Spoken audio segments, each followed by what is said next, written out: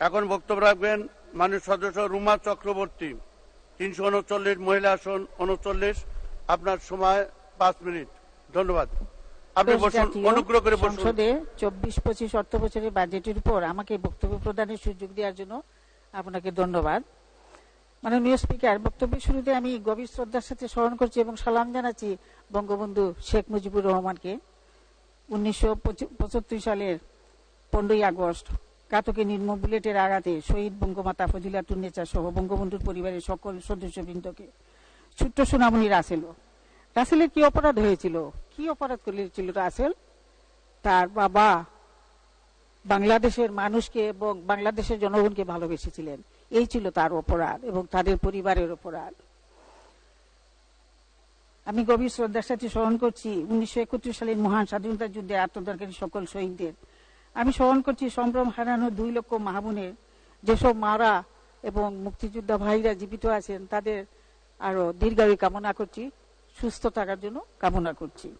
21 August grenade হামলা নিহত IB Rahman সহ আরো অনেকে, সবাইকে আমি শ্রদ্ধা জানাচ্ছি এবং সালাম জানাচ্ছি। 3রা নভেম্বর কারাগারে শহীদ হয়েছিলেন জাতীয় চার নেতা এবং 1952 সালে ভাষা আন্দোলনের সকল শহীদদের প্রতি আমি শ্রদ্ধা জানাচ্ছি, সালাম জানাচ্ছি। মাননীয় স্পিকার, আমি অশেষ কৃতজ্ঞতা জানাই আমার অভিভাবক মাননীয় প্রধানমন্ত্রী, গণতন্ত্রের মানস কন্যা, দেশরত্ন শেখ হাসিনাকে সংরক্ষিত নারী আসনে আমাকে মনোনীত করে এই মহান জাতীয় সংসদে কথা বলার সুযোগ করে দিয়েছেন বলে। বাংলাদেশের জনগণের আশা আকাঙ্ক্ষার কেন্দ্রবিন্দু বাংলাদেশের জাতীয় সংসদ। এই সংসদে স্থপতি লুই আই কানের আর্কিটেক্ট এর নকশায় অন্যতম বিশ্বনন্দিত স্থাপনায় দাঁড়িয়ে আমি কথা বলতে পারছি বলে আমি গর্ববোধ করছি এবং মাননীয় প্রধানমন্ত্রীকে অনেক অনেক ধন্যবাদ জানাচ্ছি। মাননীয় স্পিকার, মাননীয় প্রধানমন্ত্রী শেখ হাসিনার নেতৃত্বে মাননীয় অর্থমন্ত্রী আবুল হাসান মাহমুদ আলী এমপি মহোদয় যে বাজেটটি ঘোষণা দিয়েছেন, এই বাজেট 7,97,000 কোটি টাকার বাজেট, একটি উন্নত বাংলাদেশ গড়ার বাজেট। এই বাজেটটি মাননীয় প্রধানমন্ত্রী শেখ হাসিনার স্মার্ট বাংলাদেশ গড়ে তোলার যে স্বপ্ন দেখিয়েছেন সেই স্বপ্ন বাস্তবায়নের বাজেট। এরকম একটি বাজেট সময়োপযোগী বাজেট ঘোষণা করার জন্য মাননীয় অর্থমন্ত্রীকে ধন্যবাদ জানাচ্ছি। এ বাজেটে আমি সাধুবাদ জানাচ্ছি। বিএনপি এ নিয়ে সমালোচনা করে যাচ্ছে, তাদের একটা কাজ ষড়যন্ত্র সমালোচনা করা, তাদের নিত্যদিনের কাজ। মাননীয় প্রধানমন্ত্রী জনপ্রিয়তা ঈর্ষান্বিত হয়ে 18 বার মাননীয় প্রধানমন্ত্রীকে তারা হত্যা করতে চেয়েছিল, কিন্তু পারে নাই। দেশের জনগণের ভালোবাসা এবং দোয়া আছে মাননীয় প্রধানমন্ত্রীর উপর। তিনি বিশ্ব নেত্রী, মানবতার নেত্রী।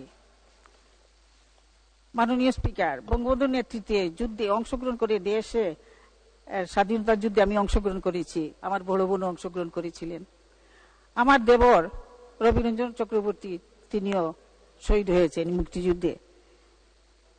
তারই সুযোগ্য কন্যা শেখ হাসিনার নেতৃত্বে এবং ভালোবাসা এই মহান জাতীয় সংসদে সদস্য হতে পেরেছি বলে আমি নিজেকে সৌভাগ্যবান মনে করছি। মাননীয় স্পিকার, আপনি নিশ্চয়ই অবগত আছেন সাম্প্রতিক সময়ে অল্প কয়েক দিনের ব্যবধানে পরপর সিলেটে বন্যা, শিলাবৃষ্টি, প্রবল বর্ষণে উজানি ডলে প্লাবিত হয়ে রাস্তাঘাট, ব্রিজ, কালভার্ট ইত্যাদি সরকারি উন্নয়নমূলক কাজের ব্যাপক ক্ষতি হয়েছে। তাই আপনার মাধ্যমে সংশ্লিষ্ট কর্তৃপক্ষকে বিশেষ দৃষ্টি আকর্ষণ করছি যাতে কার্যকরী পদক্ষেপ নিয়ে এই ক্ষতি কাটিয়ে উঠতে পারা যায়।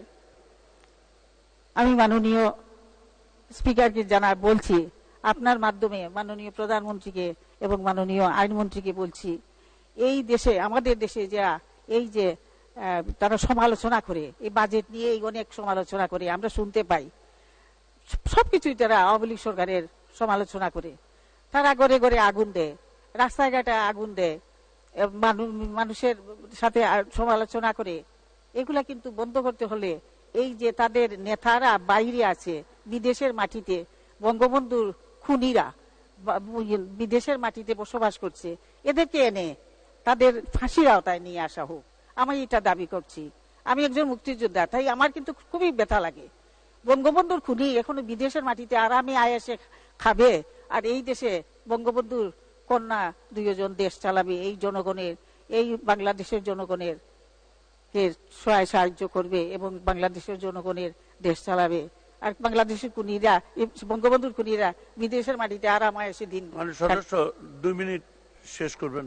আমি এটা আবেদন জানাচ্ছি, আপনারা যে কোনো উপায়ে এদের নিয়ে আসার ব্যবস্থা করুন এবং এদেরকে ফাঁসি কাস্টে ঝুলাবার ব্যবস্থা করুন। এদের কিন্তু বংশানুক্রমে এরা কিন্তু বংশধর বাড়ছে এই বাংলাদেশেই, এরা কিন্তু আরো এগিয়ে যাবে। আমার এই আবেদন, আমি আপনাদের কাছে এই দাবি করছি। আর আশা রাখি আমার এই দাবির সাথে অনেকেরই ভালো তাকে সম্মতি থাকবে। এটা সবাই বাংলাদেশের জনগণেরই সম্মতি আছে বঙ্গবন্ধুর খুনিদের এনে শাস্তি দেওয়ার জন্য। সবাই ভালো থাকুন, সুস্থ থাকুন, সময় খুব কম।